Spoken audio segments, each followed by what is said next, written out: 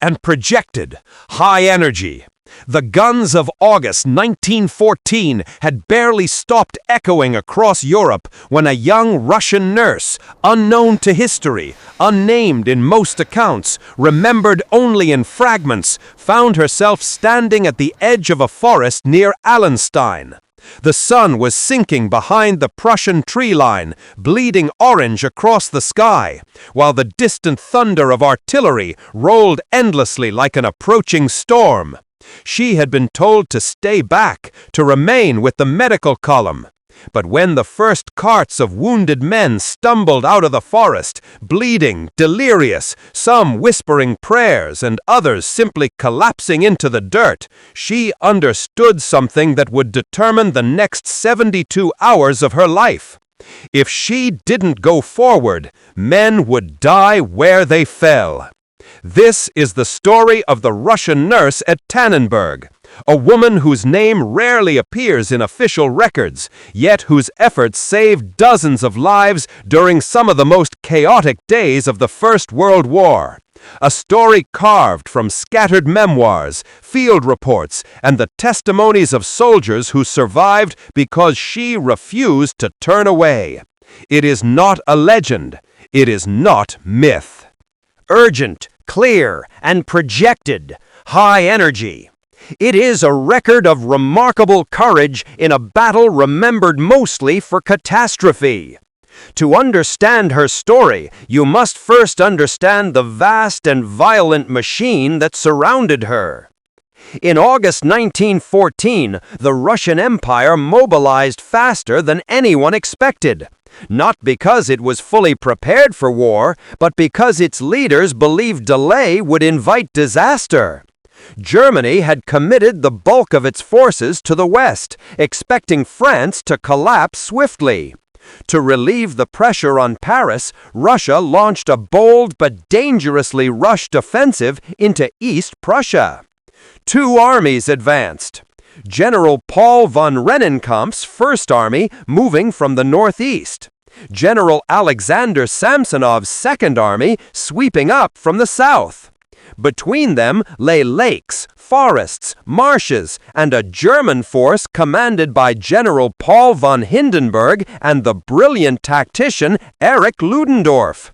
The Russians believed Germany was retreating. In reality, Germany was preparing a trap. Our nurse, according to surviving accounts, had joined a mobile field ambulance unit attached to Samsonov's Second Army. She was trained but young. Urgent, clear, and projected. High energy. Compassionate, but hardened by the grim reality that Russian field hospitals were often overwhelmed within hours of battle. She had no illusions about war. What she did not yet know was that her unit was marching into one of the greatest encirclements of the First World. In the early days of the campaign, morale was high. Columns of Russian infantry moved through the forests, singing hymns. Officers rode ahead on horseback, scanning for enemy scouts. The nurse tended to blisters, exhaustion, fevers, small wounds, not yet the catastrophic injuries she would soon encounter. She wrote in her log, one of the few surviving first-hand notes attributed to her. "The men are tired but hopeful. Many think the Germans are running, but I do not trust this silence in the woods." Barley fields swayed in the wind. Villagers peered from wooden houses as the Russian columns passed. The roads turned to dust in the sun, then mud in the rain. But still, there was little fighting. The Germans seemed to melt away into the countryside. Behind the scenes, German radio intelligence was intercepting Russian communications with shocking ease. Urgent, clear, and projected. High energy. The lack of Russian encryption, a critical failure, allowed Hindenburg and Ludendorff to see the entire operation unfolding. They knew Samsonov's army was exposed. They knew the Russians advanced on poor roads with overstretched supply lines. and they knew exactly where to strike. Late on August 24th, the mood shifted. Scouts galloped back through the tree line, shouting for stretcher bearers. Soon after, the first wounded were brought to the makeshift medical clearing. Men with shrapnel embedded deep in flesh, others with limbs shattered, still others burned by artillery flashes. The nurse moved among them with steady hands. She cleaned wounds with boiled water. She whispered reassurance. She pressed gauze against arterial bleeding while waiting for the surgeon to reach her table. There was no panic in her actions, only urgency. According to one surviving soldier's memoir, she did not raise her voice. She did not tremble. And when shells began to fall near the clearing, she told us not to be afraid because fear would make the bleeding worse. But the worst was yet to come. Urgent, clear, and projected, high energy, German 8th Army forces began a sudden and violent counteroffensive aimed directly at Samsonov's southern columns. Reports, confused, contradictory, frantic, suggested entire units had been cut off. Distant rifle volleys echoed through the trees. The ground trembled under the concussion of heavy artillery. And still more wounded arrived. By nightfall, the medical unit was overwhelmed. Around midnight, a small group of infantrymen limped into camp carrying a severely wounded junior officer. He had been hit near the front line, nearly 2 kilometers away. According to the soldiers, dozens more were lying in the forest, unable to move and without any medical support. One of them said to her. A senior medical officer hesitated. The front line was shifting. German patrols were rumored to be moving through the dark. No one could guarantee safety. But the nurse looked at the men, blood-soaked, exhausted, desperate, and made a decision that would define her legacy. She picked up her satchel. She filled it with bandages, iodine, a small morphine kit, and water. She tied back her hair. She checked her lantern. Then she said, quietly but firmly, she did not ask for permission. Urgent, clear, and projected. High energy. She did not wait for orders. She walked into the forest with a group of exhausted riflemen guiding her. Behind them, the field hospital continued its frantic work. Ahead of them, the Battle of Tannenberg was tightening like a noose. The forest swallowed them. Branches cracked underfoot. Owls screeched overhead. The darkness was nearly total, broken only by the nurse's lantern and the occasional flicker of artillery flashes on the horizon. Soon they reached the first cluster of wounded Russian soldiers. Men lay sprawled among tree roots and pine needles, some half-conscious, others curled around their injuries. A few called out weakly when they saw the lantern approaching. The nurse knelt beside each man in turn. She checked pulses. She cleaned wounds. She applied tourniquets. She stabilized fractures with pieces of bark and cloth strips. She whispered to the delirious until they grew calm. One soldier later recalled, "Her hands did not shake, not once, even when bullets snapped through the branches above us." They spent hours there, working in near silence. She refused to leave any man untreated. And when she finished, she refused to leave them behind entirely. Urgent, clear, and projected. High energy. With the help of the riflemen, she organized the first evacuation. Crawling, carrying, dragging wounded bodies through the underbrush until they reached a point where carts could retrieve them. It was the first of many trips she would make in the next 2 days.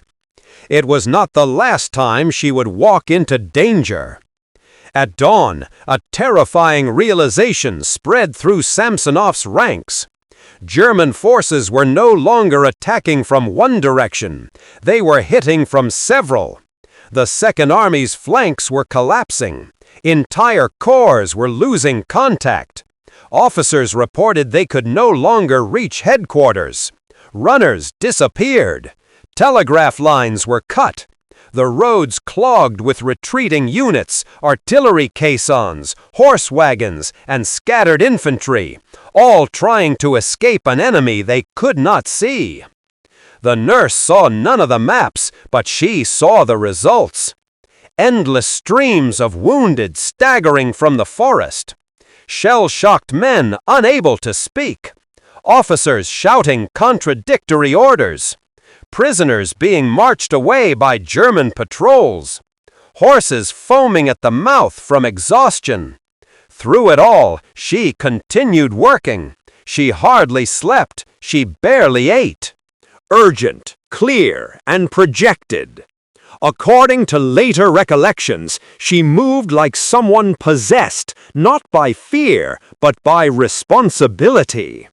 Every time she heard that more wounded lay stranded near the shifting front, she prepared to go back. Even when the medical officer told her it was madness. Even when shells landed so close that branches fell from trees. Even when rifle fire crackled through the thickets ahead. She went anyway. By the afternoon of August 26th, German forces had begun to encircle Samsonov. Many Russian units were completely cut off. The nurse learned from a breathless courier that a small company had been decimated near a marshy clearing southwest of Frogenau. Dozens were believed to be alive, calling for help, but no rescue attempt had succeeded due to continuous machine gun fire in the area. Without hesitating, she prepared her kit. 2 stretcher-bearers begged her not to go. The forest was crawling with German patrols. But one platoon agreed to escort her part way. They moved slowly, listening for enemy fire. The trees were thick, the terrain uneven. Several times they had to stop because German artillery was falling dangerously close. Then they found them. The clearing was a nightmare. Urgent, clear, and projected. High energy.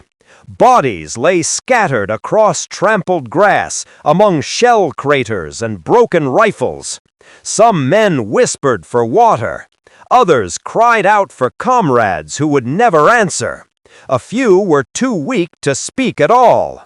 She did not freeze. She did not falter. She knelt among them, working in a blur, tearing open packets of dressings, checking airways, performing compressions where needed, giving what tiny amounts of morphine she had left. When her lantern blew out, she worked by daylight. When the daylight faded, she worked by touch.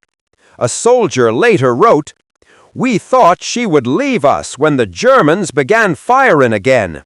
But she shouted over the bullets, telling us not to move, not to give up." Working under constant fire, she stabilized as many as she could before organizing another heartbreaking evacuation. Many had to be carried one at a time. Some were dragged on improvised stretchers made from rifle slings and jackets. By the time she returned to the field hospital, she could barely stand. But she did not stop. As night fell again over Tannenberg, more cries for help were echoing from the woods. Urgent, clear, and projected. High energy. While Russian forces collapsed into chaos, the nurses' field hospital descended into a scene almost too overwhelming to imagine.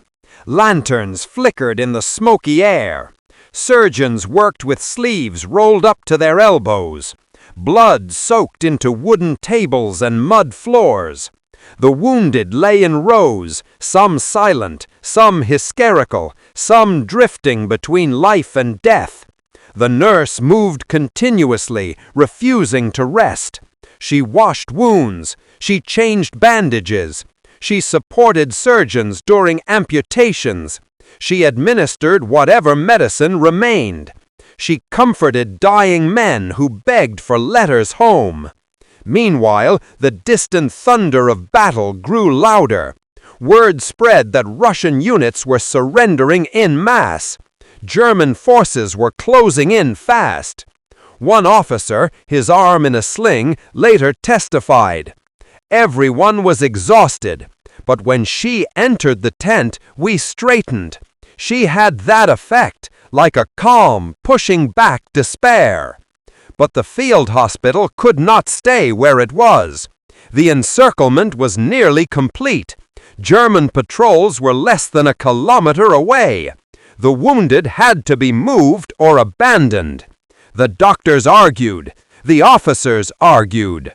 Urgent, clear, and projected. High energy. Some wanted to burn the supplies to keep them from falling into German hands. But for the nurse, there was no question. No one had the heart to tell her that going back might no longer be possible. In the early morning hours of August 28th, Samsonov's Second Army disintegrated. Units surrendered by the thousands. Others tried to break out through dense forests and swampy ravines. Officers burned maps and flags to keep them from enemy hands. Roads were still clogged with fleeing soldiers and abandoned equipment.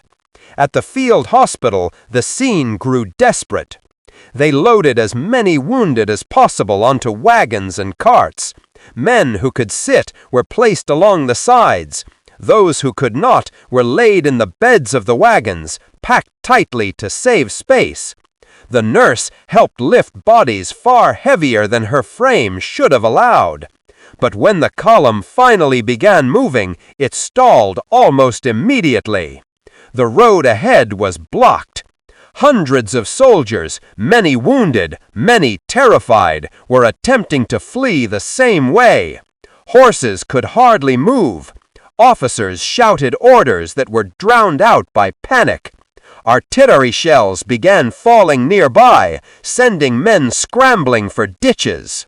Urgent, clear, and projected. High energy. The nurse stood by one of the wagons, shielding a wounded boy from shrapnel with her own body. She could no longer deny the truth. There was no escape route. Not for all of them. Not for most of them. The encirclement was almost total. A German patrol was spotted approaching from the west. The doctors were frantic. The officers were preparing surrender papers. But the nurse, she had one more decision to make. She gathered a small group of stretcher-bearers and volunteers, men barely standing, exhausted to the bone, and she pointed back toward the forest, toward the battlefield that was now nearly deserted. "There are still men alive out there," she said. "If we leave them, they die alone." A surgeon grabbed her arm. "Sister, if you go back, you may not return." She looked at the rows of wounded men who had not fit on the carts. She looked at the empty stretchers against the trees. She looked at the distant smoke rising over the forest where she had spent the last 2 days pulling men from hell. Then she said, "So be it." And with that, she walked back toward the battlefield. Some of the wounded tried to call after her. Some cried. Some prayed for her. Urgent, clear, and projected. High energy. None believed she would return, but she did, and she would bring more men back with her.